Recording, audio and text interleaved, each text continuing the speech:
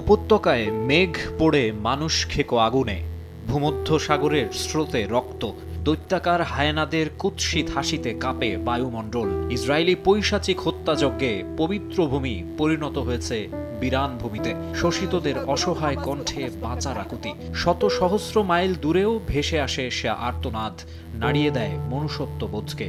সেজন্যই ইসরায়েলি বর্বরতার প্রতিবাদে strike for Gaza কর্মসূচিতে মানুষের ঢল। সচেতন ক্রীড়াবিদরাও একাত্মতা জানিয়েছেন এই মুভমেন্টের সঙ্গে। আগামী 12 এপ্রিল শনিবার বিকেল 3টায় শাহবাগ থেকে মানিক মিয়া অ্যাভিনিউ অভিমুখে মার্চ ফর গাজা শিরোনামে একটি কর্মসূচি আয়োজিত হতে যাচ্ছে। আসুন আমরা সবাই মিলে সর্বস্তরের মানুষ এই বিক্ষোভ মিছিলে অংশগ্রহণ করি এবং ফিলিস্তিনবাসীর প্রতি আমাদের পূর্ণ সমর্থন পুরো বিশ্বকে জানিয়ে দিই। সামাজিক যোগাযোগ মাধ্যমে মুশফিকুর রহিমও প্রতিক্রিয়া জানিয়েছেন। ফিলিস্তিনের পতাকার ছবি দিয়ে ক্যাপশনে লিখেছেন, হে আল্লাহ, যে কোনো জায়গায় শোষিতদের সাহায্য করুন। আরেক সাবেক অধিনায়ক মাশরাফি বিন মুর্তজা লিখেছেন, হোক প্রতিবাদ, মুক্ত হোক মানবতা।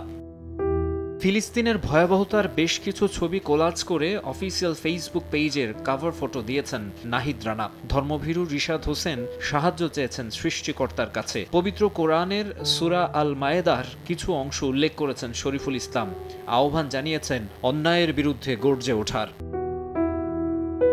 ক্রিকেটারদের পাশাপাশি সোশ্যাল মিডিয়ায় লেখালেখি করছেন অন্য ডিসিপ্লিনের অ্যাথলিটরাও। বেশিরভাগ ক্রীড়াবিদ ইদানিং ভয়েস রেইজ করলেও বরাবরই সোচ্চার হামজা দেওয়ান চৌধুরী। বাংলাদেশের জার্সিতে অভিষেকের পর ইংল্যান্ডে ফিরে শেফিল্ড ইউনাইটেডে যোগ দিয়েছেন হামজা।